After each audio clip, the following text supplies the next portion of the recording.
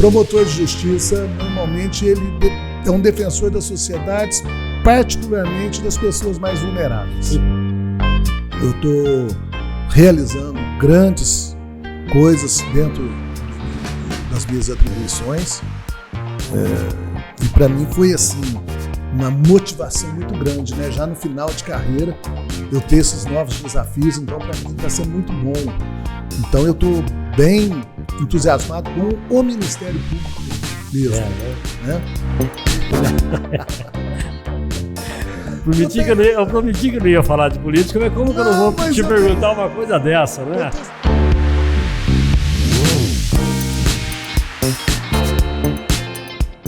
Legal, estamos chegando mais uma vez com mais um podcast Café com Manteiga. Hoje é quinta-feira e como toda quinta-feira, nós temos um episódio novo no ar. E esse é novo, esse vai ser muito bom. A nossa conversa vai ser diferente, viu? Nossa conversa hoje é uma conversa que vai te interessar muito. Tenho certeza que vai te interessar. E aí, nós estamos convidando você a ficar com a gente até o final, né? Sempre fazendo seu comentário, dando seu like. Nós estamos em todas as plataformas. Estamos no Deezer, nós estamos no Spotify, no Instagram, nós estamos no YouTube, estamos por aí. Então, se você for lá e acessar Café com Manteiga Podcast, com certeza você vai achar a gente em algum lugar. Daí é só compartilhar, e você compartilhando, você está junto com a gente. E por falar estar junto com a gente, está aqui Evolivio Kombucha, o chá probiótico, o chá que blinda, né, que protege o nosso intestino e nos dá dia a dia uma sensação de bem-estar maravilhosa. Sabe por quê? Não tem açúcar, é zero açúcar, zero álcool, probiótico e é uma ótima alternativa ao refrigerante. Então, guarde bem aí, você pode acessar e para conhecer mais, né, evoliviokombucha.com.br, tá legal? Pão de queijo Xodó de Minas e o café caldense sem discussão. Café sem pão de queijo não vai, né? Agora, se é pão de queijo, aí vai melhor ainda, tá bom? Esse é nosso, é da nossa terra. Pão de queijo Xodó de Minas, café caldense, Evolivio Kombucha e meu convidado muito especial. Eu vou direto ao assunto, sem rodeio. Estou recebendo aqui Dr. Glaucir Antunes Modesto. Modesto até no nome, né, doutor? Tudo bem? Tudo bem, muito obrigado pelo convite, é um prazer estar aqui. Que prazer é meu. Já fazia bem uns 2-3 meses que eu estou correndo para ver se consegui te trazer, então eu fico contente que eu tenha dispensado esse pedacinho do seu dia aí para a gente bater esse papo aqui com mais esse podcast, né? Olha, o Dr. Glaucir, ele é casado com uma médica, né? A doutora Leda Cristina Patrus Modesto. Patrese, perdão. E não para por aí, tem mais gente na família, né? São 2 filhos, neto. Como é que chama seu filho? Luiz Fernando, Renata. Luiz Fernando vai se casar agora com a Paula. Que é irmã do meu genro, que é o Dofu, vereador Douglas Dofu.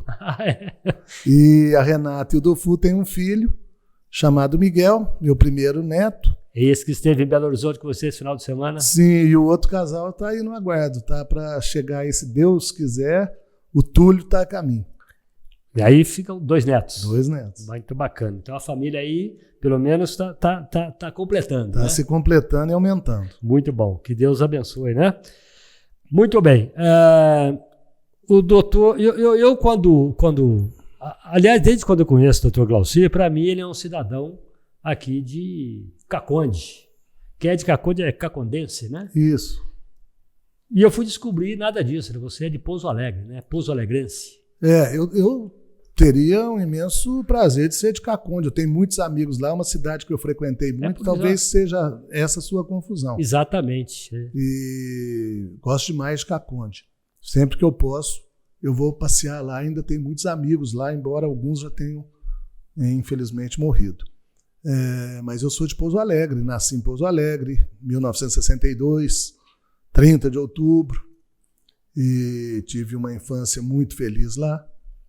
Meus pais, Chiquinho, Modesto e Ernesto, eram pessoas muito conhecidas lá na cidade. Meu pai foi 2 vezes vice-prefeito, foi prefeito em exercício, foi secretário, presidente da UAB várias vezes. E minha mãe é uma companheirona dele. Seu pai era advogado também, não? Advogado, presidente da OAB 4 vezes, conselheiro estadual. Né? A gente tem uma história dentro do direito lá, a família modesta em Pouso Alegre. E, enfim, eu tenho muito orgulho de ser pouso-alegrense. E aí você estudou, claro. Chegou a trabalhar em Pouso Alegre, só morou lá, estudou um período, depois saiu pra fora? Não, a minha vida, primeira metade da minha vida foi toda ela em Pouso Alegre. Eu estudei Grupo Dom Otávio, depois Colégio Estadual, fiz NPOR, né? Eu sou oficial da reserva do Exército. E Faculdade de Direito do Sul de Minas, a Gloriosa, me formei em 85. Lá em Pouso Alegre? Você formou em Pouso Alegre? Formei em Pouso Alegre e depois advoguei por alguns anos, até 1989, quando eu passei no concurso de promotor. Pouso Alegre, eu tive uma vida muito feliz, né, em Pouso Alegre. Eu agradeço Pouso Alegre por tudo. A primeira metade da minha vida, a minha cidade-mãe. E Pouso Alegre, eu tenho irmãs que moram lá ainda, muitos primos, tio, e várias pessoas, inclusive, infelizmente, muitos estão lá, né, enterrados, né? Que a minha família toda, por parte de pai, é toda de lá. E então eu tenho muitos amigos lá ainda hoje, amigos de infância. Indo sempre mesmo. Lá em Pouso Alegre, né? Sempre que eu posso. Eu vou menos do que eu gostaria, porque a minha mãe morreu aqui em Poços de Caldas em 2020 com 100 anos e 6 meses. 100 anos? Então ela morou os últimos 11 anos aqui comigo. Então isso passava mais a minha ida lá, né? Você sabe que quando eu vejo uma pessoa falar que uma pessoa faleceu com 100 anos, isso me dá uma... Né, eu fico numa felicidade danada. Você sabe por quê? Isso quer dizer que nós temos ainda mais 40 e poucos anos para viver, né? Não, se eu tiver a longevidade da minha mãe, meu pai morreu com 88 e a minha mãe com 100 anos e 6 meses. Mas, em compensação, eu perdi 3 irmãos já, um com 36, 41 e 43. Muito novo. Né? Muito novos. Hoje sou eu e 3 irmãs que moram em Pouso Alegre. E daí você, depois, a partir de 89, já lá se vão 33 anos, né? De promotoria, é isso? Isso. E como é que foi isso? Como é que foi essa transição do direito, né, prestar esse concurso e passar a ser um promotor? Na verdade, eu era um advogado até com uma carreira promissora lá em Pouso Alegre, não só por causa do meu pai, que era um advogado muito respeitado lá, muito querido, mas também porque eu tinha um emprego muito bom num dos melhores escritórios de advocacia, lá da cidade do Dr. Antônio Tadeu Ribeiro. Eu já tinha trabalhado com a doutora Dirciana Ribeiro Cerqueira, 2 bons escritórios de advocacia. Eu tinha uma carreira promissora, mas a advocacia na época é muito instável, né? Então, assim que eu me casei e tive o nosso primeiro filho, eu parti para concurso porque eu preferia a estabilidade do que aquela instabilidade do advogado, né? E, na verdade, depois, até como promotor de justiça, eu me descobri vocacionado. Eu acho que eu me dei muito melhor como promotor de justiça do que eu me daria como advogado. Eu acho que o meu perfil é mais promotor de justiça. E quando você estava seguindo a carreira no direito, né, o de direito, qual era o teu segmento? Qual era a tua especialidade? Era penal? Eu sempre tive uma preferência por penal, mas quando advogado, principalmente naquela época, não tinha muita especialização, né? A gente fazia um pouco de tudo. Fazia trabalhista, fazia penal? Trabalhista, penal, até porque eu era funcionário de um escritório de advocacia muito grande, né? Tá. Então eu tinha que trabalhar em todas as áreas. Isso me deu muita experiência. Inclusive, desde 1986, até antes mesmo de me formar, desde 1985, eu já advogava aqui em Poços de Caldas. Então, quando eu vim para cá como promotor, ainda que substituto, eu já tinha alguns amigos dentro do fórum, já conhecia algumas pessoas ali por causa da minha atividade profissional como advogado. E quando eu lhe perguntei, doutor, a respeito, como é que foi essa transição do direito de advogado para promotor? Porque o que eu quero saber, na verdade, como é ser um promotor? O que é ser um promotor? Qual o papel realmente do promotor? Como é que é dividido isso, na verdade? Eu, na parte penal, só para te dar um paralelo... Porque, na verdade, a gente fala promotor de justiça, né? Então vá. Eu era advogado, eu fiz júris fazendo defesa, né, de réus, né, em vários processos, inclusive no conselho de sentença, perante um conselho de sentença, né, o crime de júri. Eu também já participei como jurado, né, várias vezes, enquanto estudante. Aí, realmente, o promotor de justiça é outra história, porque eu sou o da primeira turma de Minas Gerais pós-Constituição Federal, de 88. Eu assumi em fevereiro de 89.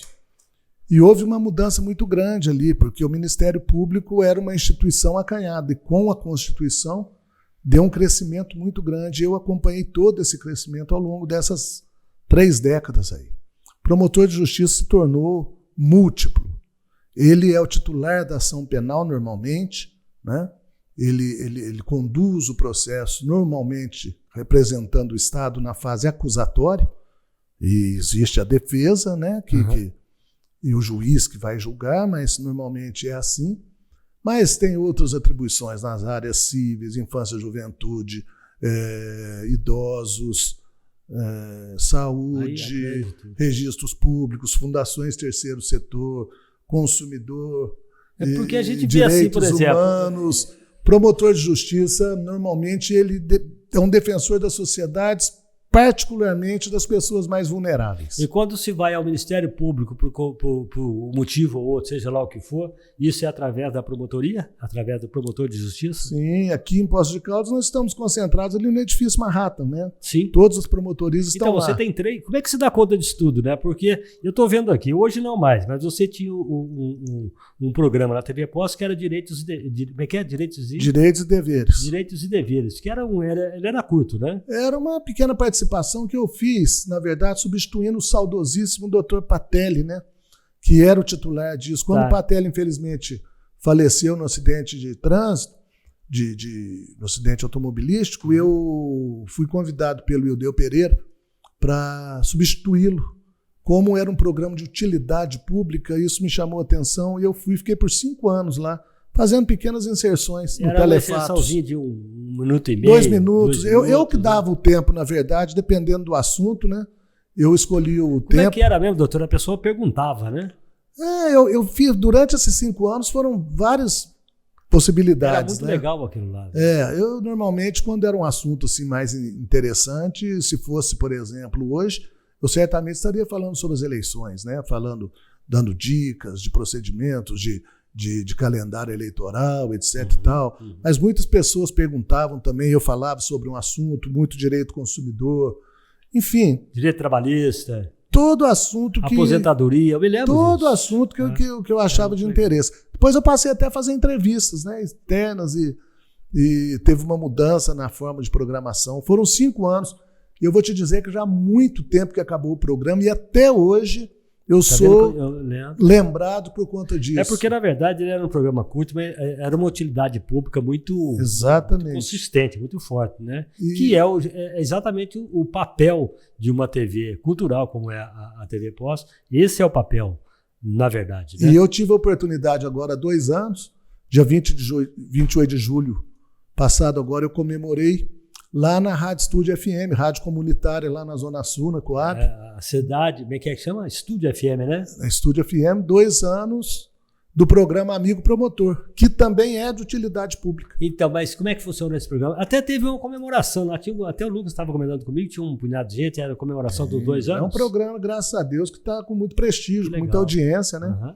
E, inclusive, eu tenho até dificuldades para fazer a agenda, porque são todas as quintas-feiras, das 10h30 às 11h30. Então, tem muita gente que quer levar a sua mensagem lá. Legal. Né, na e as pessoas fazem perguntas, como é que funciona isso? Eu evito um pouco, porque o programa é ao vivo e muitas vezes as perguntas não têm pertinência ou são muito repetidas, né? Uhum. Então, a gente procura fazer um filtro antes do programa, eu divulgo nas redes sociais e as pessoas já mandam, normalmente, as perguntas previamente, mas algumas ainda mandam. Durante a programação, muitas perguntas chegam e conforme vai tendo a possibilidade, a gente vai repassando. Então, o meu genro, o Dofu, me ajuda lá na condução do programa. Okay. E eu preciso constar também que, obviamente, eu conto lá com o total apoio do Carlinho Cordeiro e do Anderson Cordeiro, né? Que me levaram para lá, me convenceram aí, e hoje eu estou muito feliz lá na Rádio Estúdio. Bom, fez muito bem. É o Espirrinho. Espirrinho, a gente chama ele de Quequelo. Quequelo? Quequelo.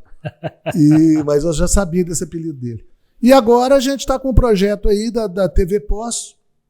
Eu fui procurado, já tive uma conversa preliminar com meu querido amigo Ildeu Pereira. Talvez a gente consiga transmitir esse programa, por ser de utilidade pública, também na TV Pós, mas num formato bem informal, que é o meu programa lá na rádio, retransmitir o programa na TV Pós. Porque, na verdade, eu acho que ele tem que ser, para ele tem que ser informal, né? Ele tem que ser uma coisa mais... para chegar até as pessoas com mais facilidade. Eles começar a usar muita palavra técnica e termo técnico, as pessoas não vão entender. Então, eu acho eu tive entrevistas lá muito prazerosas, né? Porque, na verdade, o programa ele começou de uma forma e eu fui levado a tornar um programa de entrevistas, né? Pois é, doutor. Porque logo que eu estreiei, deflagrou o processo eleitoral de 2020. Daí eu comecei a entrevistar os candidatos a prefeitos, depois os candidatos a vice-prefeitos. E depois foi seguindo nessa toada. E nesse dia 28 lá, que teve uma comemoração muito singela. Essa comemoração foi pelos 2 anos. Foi, e a presença lá do vice-prefeito, de vários secretários, de vereadores, de candidatos, amigos meus. Eu não levei na condição de candidatos ou autoridades, né? Mas amigos meus que estiveram comigo nesses 2 anos. E me fala uma coisa, você também é professor em 4 faculdades. Que faculdades que são essas? Eu já fui professor da Faculdade de Direito Sul de Minas, na Unifenas, na PUC aqui em Poços de Caldas e em São João da Boa Vista. Mas você está lecionando ainda, não? Não, desisti, já faz tempo, né?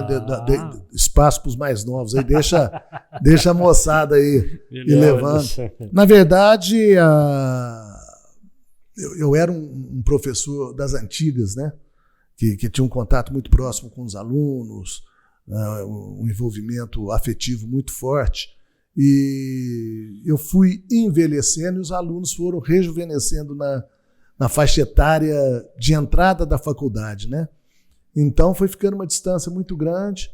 E eu percebi que também eu já estava cansado e estava na hora de dar espaço. Inclusive, tem muitos ex-alunos meus hoje que são professores, advogados, promotores, estão brilhando aí no Brasil afora. Eu fico imaginando o seguinte, né? Você é nós podemos dizer, um comunicador de rádio, aliás, um advogado, um promotor de justiça, um comunicador de rádio. Se tivesse ainda lecionando, seria um professor, né? E eu estava notando hoje, passei um tempo lá no teu escritório, hoje eu vi que ele é muito movimento, de entra e sai. E você tem mais 2 salas, né? Lá numa rádio, são 2 salas. Na verdade, as minhas atribuições atuais são perante o Juizado Especial Criminal, que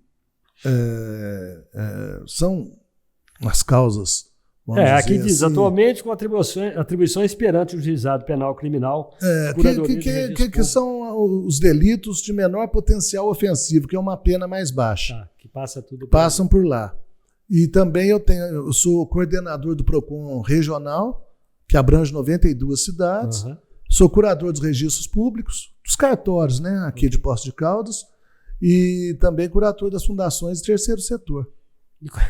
E como é que dá conta disso tudo? Não, dá conta, porque eu tenho uma equipe muito boa, né? Né? Eu costumo ressaltar sempre que eu tenho uma equipe muito boa. A gente tem apoio muito forte lá de Belo Horizonte, das coordenadorias. Bom, naquela sala que eu estive lá no 3º andar, ali funciona o que exatamente? Ali é o meu gabinete. É o meu gabinete. Ali pode funcionar de tudo.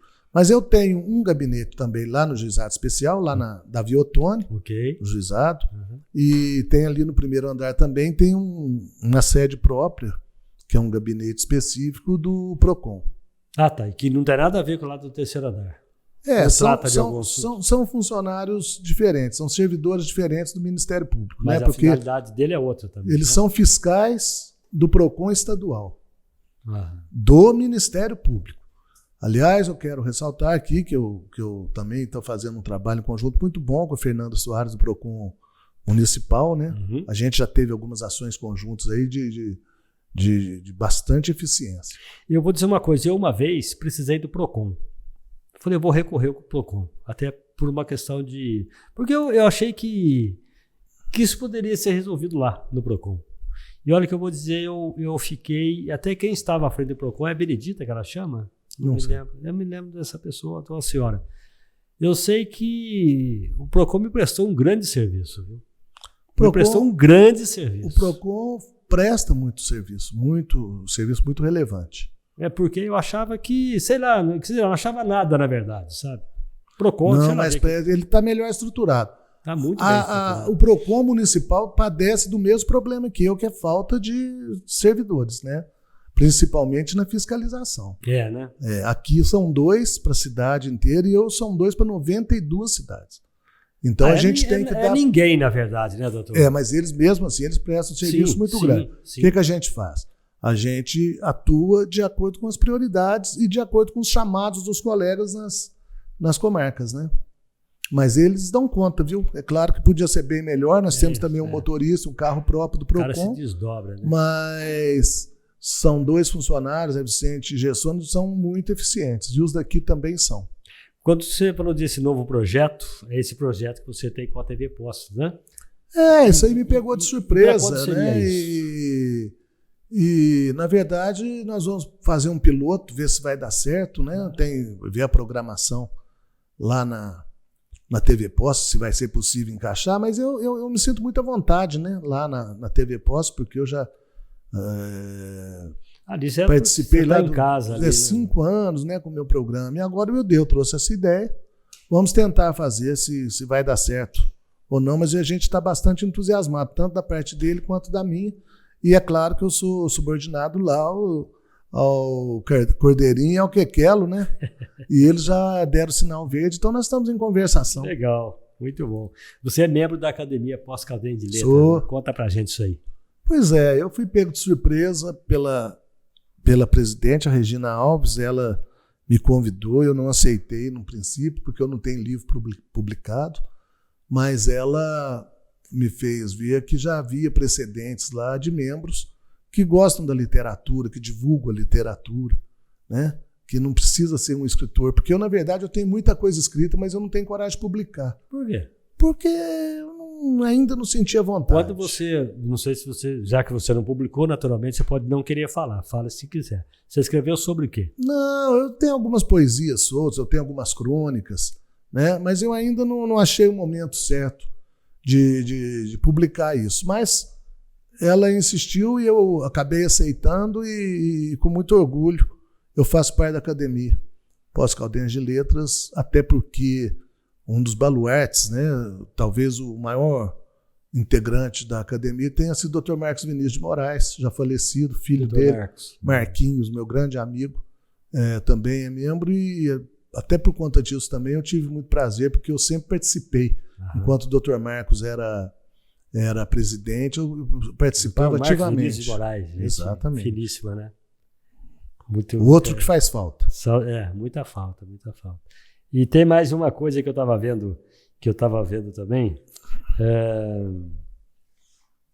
Bom, nós vamos chegar lá. Como é que é, doutor?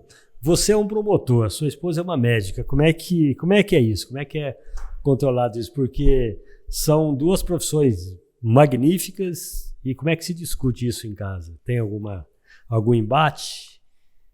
Eu e a Leda estamos juntos há 37 anos, 35 de casados, né? A serem completados agora em dezembro. De 89 para cá. De 86 nós começamos a namorar, né? Casamos em 87 e desde então continuamos juntos. Eu e ela, na verdade, nós vivemos uma harmonia muito grande, né? Ela tem o consultório dela, ela presta relevantes serviços aí na cidade, é uma médica muito humana, muito dedicada, muito competente. Qual é ela é clínica geral, nefrologista, e foi durante muitos anos intensivista de UTI. Depois, por ordem médica dela, problema cardíaco, ela teve que parar de atender na UTI, mas ela trabalhou muitos anos, Margarita Morales também. Até hoje, lá na Zona Sul, muita gente que foi atendido por ela lembra dela com muito carinho, sempre fala isso para mim. E eu procuro levar a minha profissão, sobretudo agora com tanta experiência, com bastante leveza, né? Eu até participei agora participei agora do Congresso Estadual do Ministério Público lá em Belo Horizonte. Foi a palestra, semana, né? Exatamente. A palestra de encerramento foi do atual ministro do TCU, o Antônio Anastasia, que fez uma palestra com o tema do novo Ministério Público, o que se vislumbra para a instituição agora. E ele fez uma proposta lá e sugestões que é o que eu sigo há muitos anos, que é do diálogo, né, da conciliação, da mediação, né, de evitar o embate, evitar o confronto. Então, só quando é muito necessário mesmo para fazer uma judicialização e atender a todos, estar sempre perto do povo, atender os reclamos, né, da população. E eu devo dizer que eu tenho essa personalidade, né? Eu desde que eu vim para Poços de Caldas, eu mexo com futebol amador, eu já fui da Liga Pós-Caldense de Futebol, hoje eu sou o presidente de honra da Liga Pós-Caldense de Futebol. Um grande abraço aí para o presidente Carlinhos. Eu já trabalhei com escola de samba, eu sou amigo da Cascatinha, eu frequento lá a Cascatinha, eu tenho muitos amigos lá também, escola de samba lá da Coab. Então eu tenho essa facilidade, joguei futebol durante muitos anos com o pessoal da Cerâmica Tony, né, do Vila Rica, com o Botafogo do Vila Rica também eu tenho uma relação lá de afetividade. Eu tenho esse perfil, né, então eu tenho essa facilidade. E a minha mulher também, ela tem menos que eu, né? Mas, assim, até pela profissão dela, né? Mas a gente é personalidade de cada um, né? Isso foi mais uma curiosidade, porque eu acho assim, eu vejo a gente fugindo um pouquinho aqui, falando um pouquinho da profissão da sua esposa, eu acho que um médico, aquele médico que aplica a medicina, que aplica o trabalho dele ou dela para ajudar, para salvar as pessoas, são pessoas que enviadas por Deus, né, para salvar vidas, curar e tal. E a gente vê que o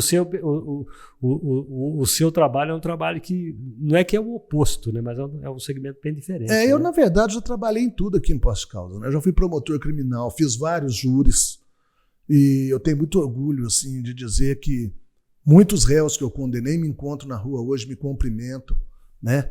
Entendem que eu fui ético, que eu fui enfático, incisivo, às vezes de um júri que eu fiz, mas as famílias vêm me cumprimentar, porque eu nunca humilhei ninguém, pelo menos procurei nunca humilhar ninguém, né? Sim. Não me prevalecer da posição de promotor de justiça, acusador, e ficar apontando o dedo de forma pessoal, indevida, né? Humilhante para o réu. Então, eu consigo trazer com essa leveza, né? E graças a Deus, hoje eu vejo que eu sou uma pessoa muito respeitada aqui em Poços de Caldas profissionalmente, mas eu devo sempre ressaltar que eu tive colegas com personalidade diferente da minha, mas que também tiveram uma atuação muito grande. Para eu poder chegar a ser o que eu sou, né, dessa forma, é porque outros, como eu digo, carregaram o piano, né? Tiveram o saudoso Patelli foi né? Atribuições, né, piores que a minha, não tiveram um convívio social tão grande, porque a atribuição exigia uma forma diferente. Eu tenho um respeito muito grande aos colegas aposentados, porque quando eu cheguei eram outros colegas, né? Hoje está tudo renovado, então eles também tiveram um papel muito importante, porque, na verdade, a instituição que é respeitada, né? A instituição do Ministério Público é muito respeitada, não só em Poços de Caldas e nem em Minas Gerais, mas no Brasil todo de uma forma geral. É uma instituição muito importante. E eu faço parte dela, só que a minha personalidade, como eu disse, e eu sempre fui assim, desde de criança, desde advogado, né? Inclusive com uma participação lá em Pouso Alegre, eu tinha uma participação política muito grande, por causa do meu pai também, e eu tenho esse espírito, né, de estar onde o povo está. Muito bem. Por falar em política, doutor, como é que você vê hoje a nossa política nacional? Eu vejo com uma certa preocupação, porque eu percebo que a militância, né, está muito extremada e muito exagerada na defesa dos seus pontos de vista. Né? É um exagero que está partindo para a agressividade, né? E isso me preocupa. Eu, inclusive, estou planejando aí, já conversei até com alguns segmentos da sociedade, nós vamos difundir aí uma pesquisa, tentar orientar a população que não vale a pena brigar fisicamente, né, por política, por mais que você tenha um posicionamento diferente. Às vezes irmãos estão brigando por causa de política, parentes, grandes amigos. Isso, na verdade, passa, né? A idolatria para esse ou para aquele acaba passando. Todos, né, sabemos que o fim nosso é outro, né?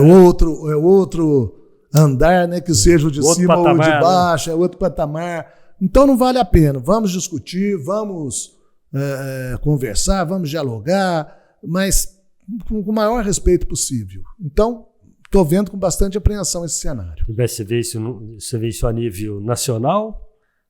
Bom, quando entra nacional, claro que o nosso município também acaba entrando, né? Essa polarização, né, inclusive das redes sociais, né? A rede social abriu muito isso aí, né? Muito é aquilo, a pessoa não falando frente a frente, ela se torna mais corajosa, né? E às vezes ela excede nos seus comentários, excede na ofensa. Vai mágoa aí? Tá bom, então, nós vamos tentar orientar, né, na medida do possível, até com uma prestação de utilidade pública, não como promotor de justiça, mas através do meu programa, tentar comandar uma campanha nesse sentido, né, junto com outros Qual é a protagonistas. sua participação na campanha como promotor? Não, eu não vou. Nessa eu não vou participar como promotor eleitoral. Tá. Não vai participar? Não. Provavelmente eu vou fazer algumas entrevistas com candidatos, levar, né, abrir o espaço lá para eles divulgarem as suas campanhas, inclusive levar essa mensagem. No meu programa agora, lá de dia 28, o programa festivo, eu consegui reunir lá o Celso Donato, a Iula, o Marcelo Heitor, o Flavinho, a Cissa, né? No fim, todos os candidatos lá, eu acho que eu não estou esquecendo nenhum. Que legal, isso é bom. Né? E isso todos abraçados, tiraram fotos. Né? E mesmo com as entrevistas, assim, um ouvindo a entrevista do outro respeitosamente, por mais que fossem. Né? O André Vilas Boas também é um parceiro lá do programa. Eu conversei já recentemente com o Paulo Tadeu, com a Cacá, filha dele, que também vai ser candidata. Quer dizer, eu converso com todo mundo que vem, e eu gostaria que fosse assim. Né? Então dá para você entender por que eu te chamei aqui, né? Justamente porque eu sei que você é uma pessoa aberta, uma pessoa clara, uma pessoa esclarecida, e a ponto da gente poder bater um papo bem franco.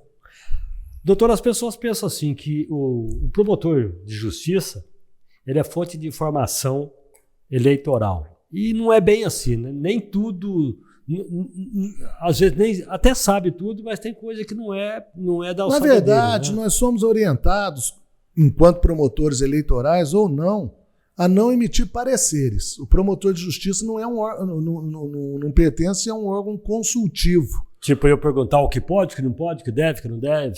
Existem orientações gerais do TRE, isso é fácil. Você não precisa perguntar para ninguém, é só ler. Sim. Né? No site já solta, isso pode, isso não pode. As dúvidas não devem ser tiradas com o promotor de justiça e nem com o juiz eleitoral. Devem ser tiradas com os advogados, a assessoria jurídica dos determinados partidos. Né? Então, principalmente no interior, ou onde todo mundo se conhece, isso é muito comum. Mas não é uma postura que o promotor vai adotar, eu tenho certeza, de emitir consultas. E se você, por exemplo, vai... Salvo se for um assunto que seja absolutamente incontroverso. E não só no segmento político, né? E falando de eleição, de repente você está numa emissora de rádio ou de televisão, um programa ao vivo, e que dê a possibilidade do ouvinte, né, mandar, ouvinte ou quem está assistindo, né, o telespectador, fazer alguma pergunta. Às vezes as pessoas fazem algumas perguntas que fica difícil responder, né, doutor? Eu não acredito nem que haja maldade, né? Não. Eu já participei de vários programas ao vivo, é que muitas vezes as pessoas perguntam coisas pessoais e não tem jeito de responder. Eu estou com um processo tal, doutor. Meu processo está parado faz 2 anos, por quê? Eu, sem ver o processo, não tem como responder. Né? Não Isso tem aquele acontece. lance, doutor, será que você não pode dar uma mãozinha? Eu sei como é que é. Programa ao vivo é... Mas o meu é ao vivo lá. E graças a Deus eu acho que eu nunca tive problema, não. Mas é porque você se transformou, além de tudo isso aí, você se transformou num comunicador também, né? A verdade é essa. Porque a pessoa, a partir do momento que a pessoa abre um microfone da forma que você está abrindo numa rádio popular... Mas, ô Marquinhos, eu vou te falar, eu tenho muito a aprender ainda, rapaz. Eu vejo os entrevistadores aqui, né? O William Oliveira, o Pedro Bertozzi, o Marco Bola, você, o Silas Lafayette. Eu vejo que eu tenho muito que aprender ainda com vocês, né? Tem muito que aprender. Eu tenho essa pretensão, eu quero, né, chegar lá. Não, mas você fica tranquilo que você já chegou lá. Como é que funciona isso? Essa semana, inclusive, eu tive numa emissora de rádio, que é a Master Web Rádio, lá, com a Aline. Sim, é outra grande jornalista. E ela falou, Marquinhos, vem aqui pra gente bater um papo. Quer falar sobre o quê? Vamos falar sobre o que você achar que... Vem aqui, né? Aí eu fui lá. Então, a gente estava comentando o seguinte. O bom entrevistador, ele depende do entrevistado. Eu acho que a nossa entrevista aqui, acredito, gente, que a nossa entrevista esteja caminhando muito bem. Mas por quê? Porque eu tenho entrevistado embasado, né? Eu estou fazendo... na verdade... Nós estamos batendo papo e o assunto vai saindo. Então, se de repente ele pergunta alguma coisa que você não me responde direito, eu não tenho gancho para perguntar a próxima, né? Então depende muito do entrevistado. É verdade. É claro que um bom entrevistado ele nos ajuda bastante, né? Ajuda. Tem uns que falam muito, às vezes você quer até interromper, né? Para fazer mais perguntas, outros são mais reticentes, né? Mas eu percebo que eu ainda não tenho esse traqueiro, sabe? Eu ainda estou precisando um pouco, eu preciso de ajuda de alguém lá junto comigo, né? Eu preparo antes, eu não tenho. Isso é só a experiência, não tem jeito. No meu caso, por exemplo, se o promotor de justiça penal está aqui na minha frente falando, como é que eu vou interromper isso? Eu falo, não tem como. Você dá um toque, né? Dá um toque. Eu faço muito isso na rádio, agora se for filmado eu não sei, eu vou passar aperto lá. Nada. Mas... Enfim, a gente convida as pessoas e é uma honra que a pessoa aceite o convite, né? E vá no nosso programa, né? Só que no caso aqui, no meu, eu também fico muito feliz por ter estado aqui, estar aqui. Eu sempre te achei uma pessoa muito simpática. Eu até fiquei com um pouquinho de ciúme, né? Porque eu pensei que você fosse mais novo que eu, você é mais velho, mas parece mais novo. Fiquei conhecendo teu filho aqui hoje, a simpatia em pessoa, né? Então, estou muito feliz de estar aqui também. Por isso que eu sabia que você ia ficar feliz de vir aqui. Doutor, me fala uma coisa. Me responde uma coisa. Eu estava falando de futebol hoje, me falaram que você é corintiano? Eu sou botafoguense. O sofrimento pode ser o mesmo, né, do corintiano de uns anos atrás, mas eu tenho um coração fortíssimo. Eu, Pedro Bertozzi. Foi só para dar uma quebrada. O Pedro Bertozzi aqui tem quantos botafoguenses? Deve ter uns 3, né? Muitos. Você, o Pedro Bertozzi, quem mais? O Guto? O seu Orlando Rodrigues, o meu filho é um botafoguense fanático, bem mais que eu. Tem o Matheus,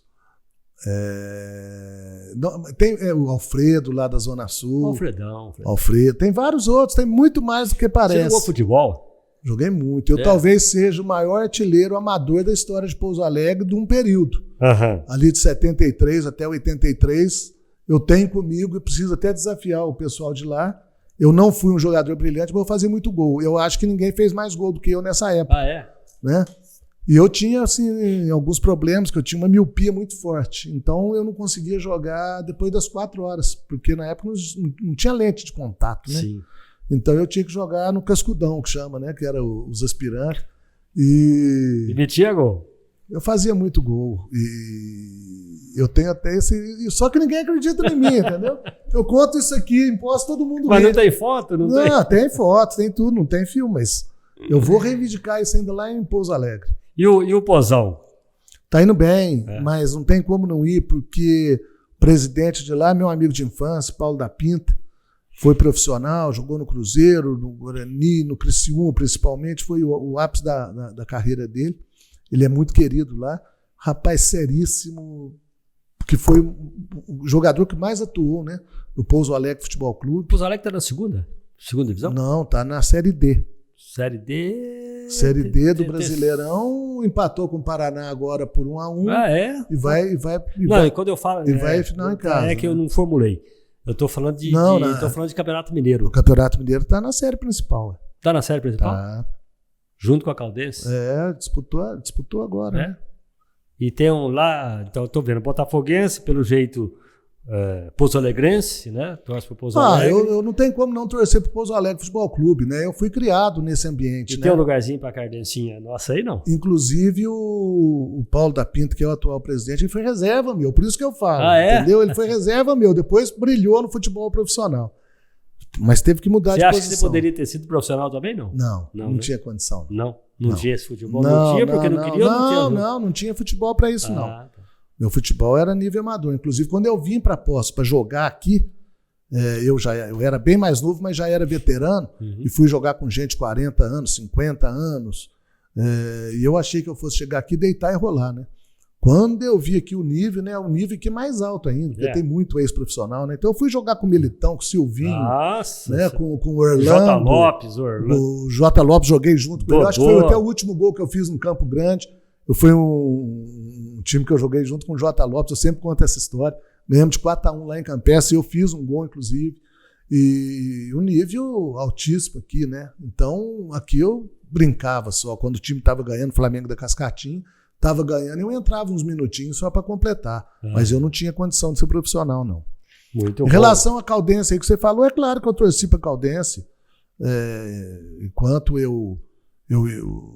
o amigo meu, Sérgio Mantovani, era vivo, né? Eu ia com ele no campo de futebol e tal. Depois eu parei, depois que ele morreu, eu parei.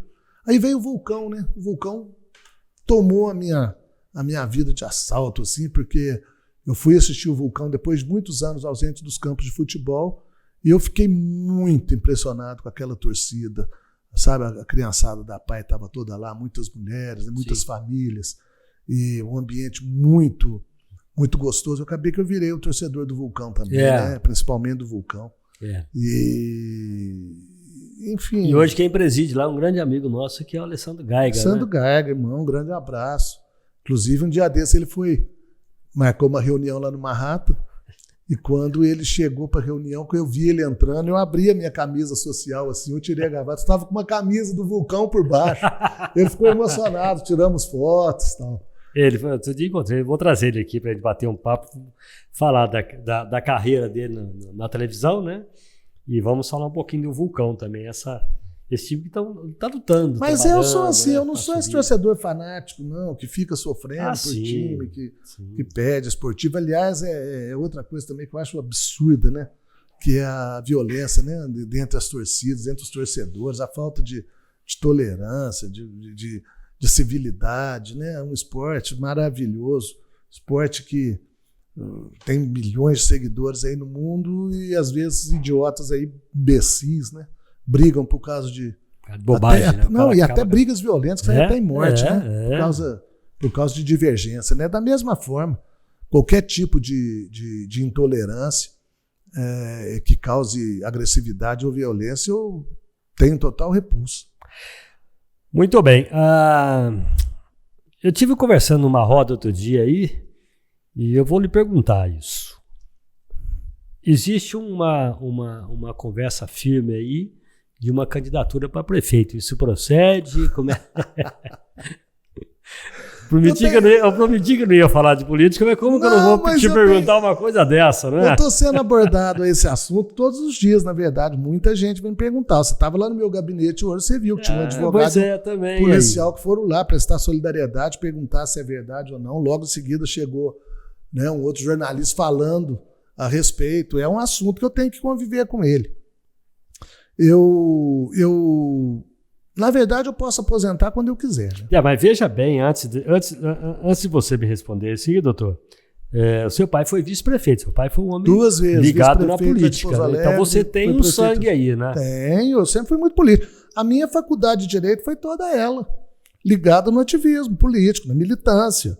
Né? Diretas já, porque um camarada que é promotor de justiça, como o senhor, e que está no meio do povo, você vê contando que jogou futebol, jogou na Cascatinha, jogou lá, jogou aqui, jogou em Pouso Alegre, está no meio do povo, como é que ele é um Ele não sabe ainda, mas ele é um político ferrenho, na verdade. Então, mas é uma coisa natural, né? É natural. E o que eu quero dizer é que esse assunto, quando ele é falado assim publicamente, ele me incomoda um pouco, porque eu acho que é um desrespeito ao atual prefeito, né? Porque, afinal de contas, ele tem mais um tempo de mandato aí, e nós temos uma eleição próxima agora para deputado estadual, deputado federal.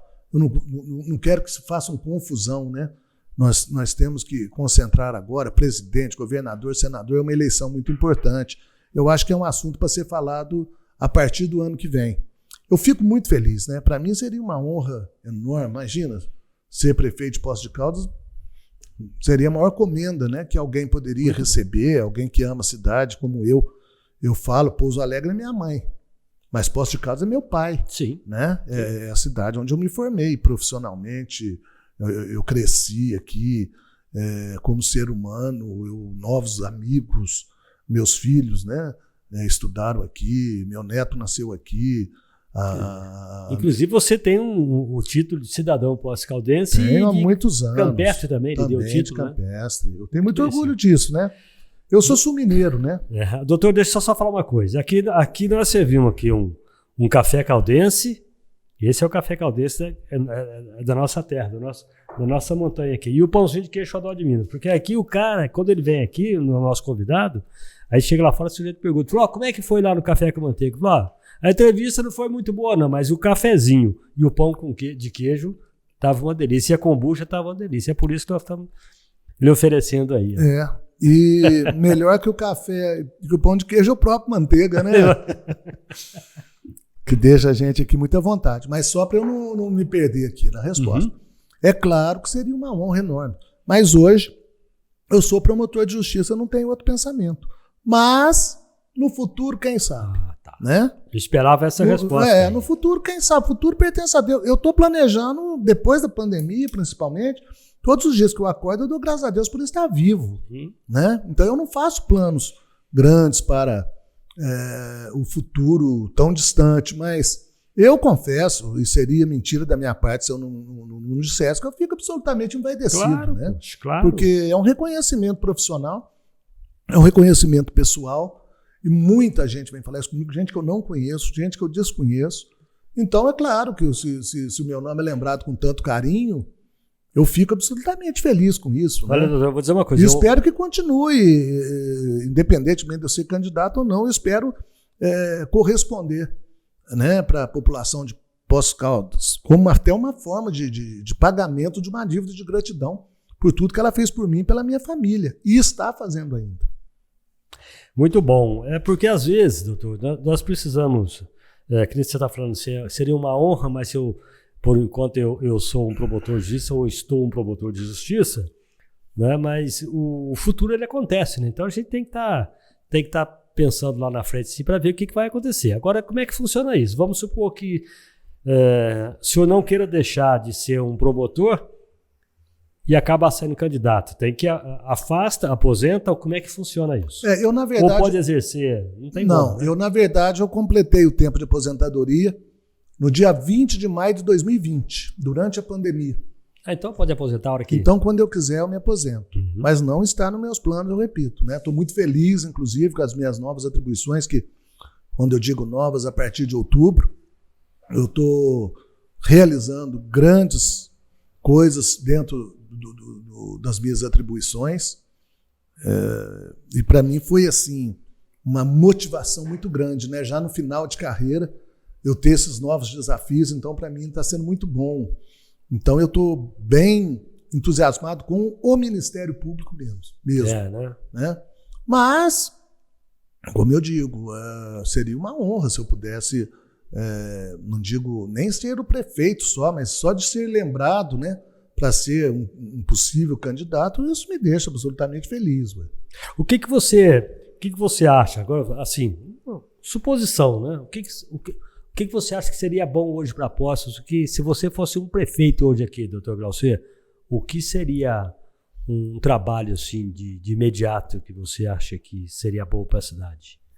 Não, eu acho que uma cidade igual Poços de Caldas, ela funciona, né? Eu costumo dizer, Eu moro numa rua que não falta água, não falta luz, a não ser quando há algum acidente. Tem segurança, né? Então eu não tenho reclamações da cidade, de nenhum prefeito, desde que eu vim para cá, desde o Tião Navarro até o Sérgio Azevedo. Nós temos aqui levar conforto, essa segurança e o máximo possível para os bairros, não é? Nós temos que sair aqui. Poços de Caldas está crescendo, é preciso ter um planejamento muito maior em relação a 20 anos, daqui 30 anos, né? Isso aí já foi chamado a atenção, inclusive uma vez que eu entrevistei o Poli, né, um jornalista muito respeitado aqui, que ele está alertando para isso, está faltando esse planejamento. Talvez o próximo prefeito tenha que ter esse desafio, né, de voltar a um protagonismo, né, protagonismo político, um protagonismo turístico e industrial, né, há muito por se fazer. E eu acho que esse prefeito não vai continuar, não vai fazer tudo que é preciso fazer, o próximo também não vai, porque se a gente acomodar, você estaciona. Então, cada um que vem, que seja melhor do que o outro, né? É isso que eu torço para que Poços de Caldas. Eu acho que o Sérgio teve um período muito difícil esse começo de mandato, no primeiro semestre, segundo mandato, muitas denúncias, né, de problemas lá na prefeitura. Agora parece que as coisas se retomaram. Eu espero que haja uma estabilização lá do Poder Executivo com o Legislativo e que ele tenha uma administração bem mais profícua, né? Bem mais. Quem ama Poços de Caldas, torce, né? É que na verdade... Torce para que ocorra tudo bem. Agora, problemas sempre haverão. O grande problema da política, né? A política partidária, estou falando na verdade, é as pessoas... sabe, de um partido torcer para que dê errado, né? É tipo assim, você está no mesmo avião que eu e torcendo para o avião cair para eu me azarar, mas só que você está esquecendo que você está sentado do meu lado. Só que eu aqui em Poços de Caldas, eu acho que aqui é um amadurecimento democrático dos líderes políticos daqui. Eu vejo isso muito assim, aquele que perde a eleição para prefeito, ele não fica sabotando o outro. Eu sempre ressalto isso nas entrevistas que eu dou. É uma coisa que me chama a atenção. Então, por quê? Normalmente são amigos que estão em posições diferentes. É por isso que eu acho que não vale a pena a briga política. Né? O Sebastião Navarro foi adversário do Mosconi uma época, depois estavam juntos. E depois o Geraldo Tadeu foi adversário do PT, depois, como deputado federal, esteve aliado ao PT. Paulinho Coruminas foi candidato contra o Sérgio, hoje faz parte da administração do Sérgio, né? E eu vejo que o Heloísio, por exemplo, ele perdeu a eleição, ele se recolheu, ele não ficou sabotando o Sérgio. Ele ficou na dele, né? Ele ficou e depois, quando veio, voltou a ser candidato. Paulo Tadeu também tem uma postura de oposição, inclusive, na Câmara, mas dentro da normalidade. E o Luiz Antônio Batista, né, que é muito atuante nas redes sociais, também é um ex-prefeito. Mas, assim... Eu vejo que, de um modo geral, todos torcem para o bem da cidade, né? É claro que sempre acho que poderia estar numa situação melhor. Então, eu não vejo assim, essa falta de democracia aqui em Poços de Caldas. Eu acho que Poços de Caldas, inclusive, é um exemplo que deveria ser seguido no Brasil, porque a nível federal e a nível estadual, eu percebo que essa sabotagem, e não estou falando só de Minas Gerais, né? Mas assim, o que perde... ele não admite, parece que está sempre querendo um terceiro turno, né? E aqui em Poços de Caldas eu percebo que os líderes políticos aqui têm esse amadurecimento, que é um amadurecimento democrático que eu gosto sempre de elogiar. Nós temos aí mais o que para a eleição para presidente, mas menos de 60 dias, né? Outubro, né? Começo de outubro. Outubro. Então nós estamos aí, uma eleição e temos uma Copa do Mundo, né? E daí, como é que o senhor está vendo isso? Outro dia eu vi uma conversa assim, as pessoas sabem muito mais sobre política se perguntar quem é a seleção brasileira hoje, né, os jogadores da seleção brasileira. É mais difícil de responder do que... Não, eu não sei. Eu não sei escalar a seleção brasileira. Mas se lhe perguntar de alguma coisa de política, quem são os candidatos a presidente e etc. Então você vai responder com mais mais facilidade. Eles falam muito que os 11 do Supremo Tribunal Federal hoje estão mais conhecidos, né, do que os 11 da seleção brasileira. Infelizmente, não por um motivo tão... Mas o que tão que legal aconteceu? ou Supremo, que não seja justo. O Supremo Tribunal Federal, o ministro Paulo Brossard, que foi senador por Rio Grande do Sul, muito inteligente, quando começou a TV Justiça, ele alertou para isso. Ele falou: a exposição do Supremo Federal vai ser maléfico para o poder para maior, a instituição, mas para o povo não. Para o poder maior, né, do Supremo, porque os ministros estão muito expostos, inclusive com as redes sociais, né? Então eles dão muitas entrevistas, eles concedem, os votos são ao vivo, as sessões. Então muita gente não entende tramitação, por que um processo demora e o outro não, por que tem processo lá parado há 20 anos e outros recursos, inclusive do E essa exposição, o senhor acha isso bom ou ruim? Não, eu acho ruim. Eu estou falando pensando no povo. Não, é porque assim, eu acho que não é necessária essa exposição, não tem necessidade, né? Porque o povo, ele só vai saber determinados assuntos, ele não sabe da tramitação. Ninguém interessa um julgamento de um processo lá que não tiver um julgamento polêmico, normalmente político, né? Normalmente só os julgamentos políticos é que despertam o interesse. Eu, particularmente, preferia um poder judiciário. Por que eu optei por ser promotor de justiça e não juiz de direito? Não que eu passasse no concurso, mas vamos supor que se eu tivesse condições de passar, porque se eu passei para promotor, eu poderia passar para juiz. Sem dúvida. A carreira do juiz, ela nunca me atraiu exatamente por ela ter uma privacidade maior, né? Eu gosto dessa exposição com o povo, eu gosto de participar, eu gosto de carnaval, eu gosto de frequentar boteco, eu gosto de carnaval, eu gosto de futebol amador, eu jogava futebol e tal. Os juízes, vindo de cima, a ordem, eles sempre tiveram uma postura social muito mais discreta do que a do promotor de justiça, de um modo geral. Né? Como eu disse, tirando a característica de cada um. Mas, então, assim, eu acostumei a ver os magistrados mais serenos, não dando tanta pista daquilo que eles querem, o que não querem, mais de posturas, né, ideológicas, inclusive, que são expostas claramente na mídia. E eu preferia os magistrados, por serem imparciais, que eles fossem de uma forma mais discreta. Eu não gosto muito dessa exposição. Mas eu costumo dizer, né? Quem sou eu? Um promotorzinho do interior dando palpite sobre isso. Mas é a minha opinião. Não, mas eu acho que promotor, ele é promotor no interior, ele é promotor... Mas assim, é só uma questão de opinião, né? Tem gente que acha bom, exatamente por conhecer melhor cada um. Mas eu não acho bom. Eu preferia ver a postura dos magistrados antigos. Tá, é que quando a gente fala em Superior Tribunal Federal hoje, parece que o povo está muito, muito focado, né? As pessoas hoje falam muito, criticam muito, né? Talvez por essa exposição. Exatamente, essa exposição. Mas Só que, né, ao mesmo tempo que isso é legítimo, você viu que teve consequências sérias para alguns jornalistas, né? Que tiveram que se mudar, foram presos, etc. e tal. Então nós estamos nesse limite, né, do que pode, do que não pode, mas eu acho que é uma transição que faz parte da própria democracia, né, faz parte desse amadurecimento. E as posições estão muito extremadas, né? Eu não vejo ponderação dos lados, porque aonde não há racionalidade, é impossível o diálogo, né?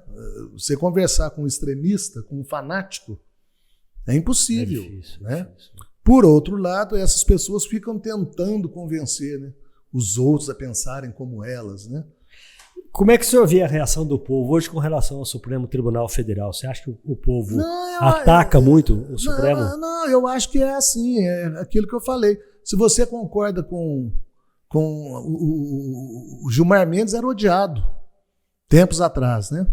Ninguém mais fala de Gilmar Mendes, né? A bola da vez hoje é o Alexandre de Moraes, né? Então, quando ele falava mal de um determinado segmento, ele tinha razão. Depois, quando ele mudou de postura, né, ele passa a ser odiado. Então é aquilo. Isso aconteceu mais ou menos com o Sérgio Moro, né? De herói, ele passou para vilão. Não para todos, né? Para alguns ele ainda ele é um herói, mas já não é mais aquela quase unanimidade. Como é que o senhor vê o Sérgio Moro lá e ele hoje, na sua... Não como promotor, mas como cidadão? Eu acho sim. Eu durante todos os meus anos de promotor de justiça, principalmente na tribuna do júri, eu sempre ouvia falar que a justiça era só para pobre e preto, né? Que rico não ia para a cadeia. Isso eu sempre ouvi falar. De repente veio o processo do mensalão. E o homem mais poderoso do país, o Zé Dirceu, acabou sendo condenado e preso, né? E outros também. Aí veio o escândalo do chamado Petrolão, a Lava Jato. E muita gente poderosa, rica, milionária, multimilionária, acabou sendo presa. Então isso quebrou um pouco esse paradigma. Peraí, é só para preto, é só para pobre? Não, todo mundo vai. Então eu acho que nesse ponto, não só o Sérgio Moro foi só um símbolo, mas na verdade foi um grupo grande, né? De procuradores, de juízes, de auditores fiscais, governadores, contadores e polícia, né? Polícia Federal, uma investigação muito bem feita que chegou onde chegou. Mas depois ele cometeu um erro que na minha avaliação foi ter deixado de ser juiz, né? Para entrar de uma certa forma para a política. E ele se perdeu no meio político e acabou virando quase uma unanimidade para uma figura polêmica, né? E agora é candidato lá no Paraná ao Senado. E eu acho que o grande erro foi não saberem terminar a Lava Jato. Ela deveria ter terminado. Isso que eu ia te falar, né? A Lava Jato, de repente... Mas foi um marco, estagnou, parou, não se via mais falar em Lava Jato. Não tem jeito mais o papel da Lava Jato para a justiça foi muito importante. Muito importante. Porque você concordar ou não concordar com uma condenação é quase que uma questão de opinião, né? Você pode achar que o fulano é inocente, eu posso achar que ele é culpado, e ambos com grandes argumentos. A Lava Jato repatriou muito dinheiro, né? Repatriou demais, né? Muito. E poderia ter feito mais, né? Muito, muito, muito, muito mais, mas não é assim, nada assim tão simples. É o que eu digo. Antes se falava que ninguém seria preso. Depois começaram os maiores poderosos do país foram presos, devolveram o dinheiro, fizeram acordo e tal, mas todo mundo acha que ainda é pouco, né? Todo mundo tá. Mas eu, como operador do direito, assim, pelo que eu acompanhei da evolução da justiça, tanto o processo do mensalão quanto do Petrolão foi um marco espetacular, como uma vitória da justiça. Ainda que com as suas imperfeições. Não estou falando do resultado em si, né? Mas aí, poderoso não vai preso? Branco não vai preso? Então, mas foi preso, mas o senhor pode notar que tem muitos poderosos que foram presos na Lava Jato e tudo mais que estão soltos, né? Sim, assim como os humildes também, como os pobres também, que são defendidos pela Defensoria Pública. Só que esses ninguém fala, porque é da Ibope. Mas estão aí pra rua. Vira e mexe, não se fala. Fulano cometeu um crime, ele estava em soltura provisória, ele estava naquelas famosas saidinhas.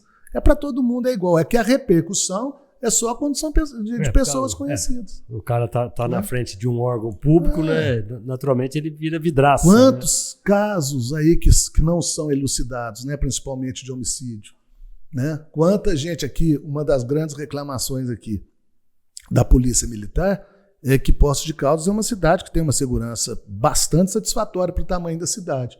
Mas tem pequenos furtos que estão incomodando. E prende e solta, porque às vezes não tem como manter essas pessoas presas. Então, são, vamos dizer assim... Por espaço ou por custo? Pé de chinelo. Uhum. Não, por causa da legislação, né? A legislação permite isso. O que você está querendo dizer? A polícia prende e a justiça solta? É isso? É o que acontece. É o que acontece. Não é que isso acontece sempre, né? Mas já teve tempos em que soltar era muito mais difícil. Hoje a legislação foi sendo abrandada, né? Hoje vai sendo abrandada, audiência de custódia. E o senhor não acha que isso dá mais mais segurança para o cara ser ladrão, para o cara ser assassino, para o cara cometer um determinado tipo de delito. Qualquer criminoso, de qualquer esfera, rico, pobre, ou negro, amarelo, índio, qualquer quem for. Qualquer pessoa, homem, mulher, negro, branco, índio, aquele que não tem medo, né, da punição, ele fica muito mais corajoso. Então, a impunidade que é o grande inimigo da segurança pública, né? A impunidade. Então está cada vez mais difícil. Os policiais não estão podendo dar revista, não estão podendo fazer diligências, né? Tá havendo um abrandamento. É uma forma de entendimento, não é que eu esteja certo, né? Eu estou fazendo a minha visão, a minha colocação. Okay. Mas que existe esse problema, existe. O que as pessoas não veem é que muitas vezes a impunidade alcança também, e talvez num número muito maior, as pessoas pobres. Até porque o pobre, às vezes, ele tem menos possibilidade financeira de conduzir, de ter um bom advogado, né? De conduzir isso tudo aí. Mas mesmo assim, né, ele tem uma legislação favorável. Então, são argumentos, né, é claro que hoje, se você for ver, quem que tem mais preso no cárcere, né? Aí são pessoas com um poder aquisitivo menor mesmo. Mas não é só por conta disso, né? da legislação branda, é porque também comete mais crimes. Sim. Que tem uma repercussão mais imediata, né? Os crimes chamados de colarinho branco, né? Você lembra quando se falava isso? Esses crimes financeiros, esses crimes que normalmente as pessoas mais poderosas financeiramente estão envolvidas, são de mais difícil, né, penalização. São muitas possibilidades. E assim o Brasil vai indo, né? Vamos caminhando. O Brasil e o mundo, né? Não é só no Brasil, não. Isso. Gostou do nosso pão de queijo? Gostei demais. Come aí que veio pro senhor, viu? Obrigado. Eu vou. Gostou? Você tinha tomado a kombucha, não? Não tinha. Muito interessante também, uma bebida diferente. Vou tomar daqui para frente. São vários sabores, né?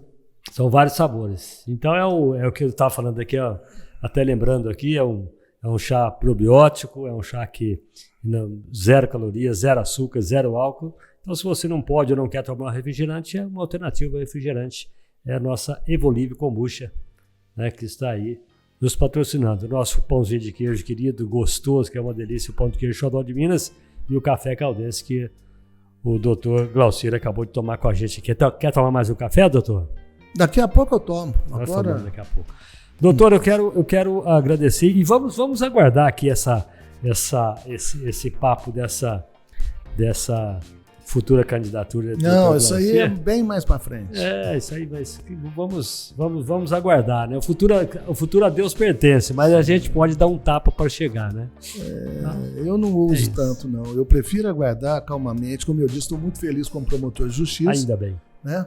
Ainda acho que tem muito por fazer, mas eu não fujo dessa questão. Eu fico muito lisonjeado, muito orgulhoso e muito envaidecido por ter meu nome lembrado aí, né? Embora eu acho muito prematuro. Mas vamos levando. Obrigado a todos aqueles, né? E você foi testemunha hoje que as pessoas estão indo, estão falando. Você viu a minha reação, eu fico rindo, né? Eu não estou levando a sério ainda. Não, mas leva a sério porque... assim, eu acho que você pode levar a sério com tranquilidade porque essa conversa ela é verdadeira, né? Então, para que isso aconteça, tem que ter uma reciprocidade, né? Isso daí vai partir de você, né? Para um futuro, né? Eu quero agradecer, levo o meu abraço lá para a doutora Lida, né? Para os filhos, para o Gerson, para o seu netinho, que sempre lá em BH, disse que deu show lá, né? Deu show. Onde ele foi, ele chamou a atenção, né? Então tá ótimo. Ele é muito simpático. Doutor, muito obrigado pelo seu estado aqui com a gente. Espero que o senhor tenha gostado de a gente bater esse papo aqui. Ficamos muito felizes em recebê-lo aqui. Muito obrigado, eu que agradeço. E até, quem sabe, uma próxima vez aí, não é verdade? Quando chamar, eu venho. Grande abraço. Gente, nós estamos encerrando aqui mais esse Café com Manteiga, né? Com esse meu amigo, posso dizer isso, né? Com tranquilidade, né? Do meu amigo Dr. Glaucir, né? Grande alegria para mim. Glaucir Modesto. Modesto até no nome, né? Que veio bater um papo com a gente aqui. E na próxima quinta-feira nós estaremos de volta. Espero que você tenha gostado de mais esse bate-papo, esse episódio. Toda quinta nós temos um episódio novo aqui.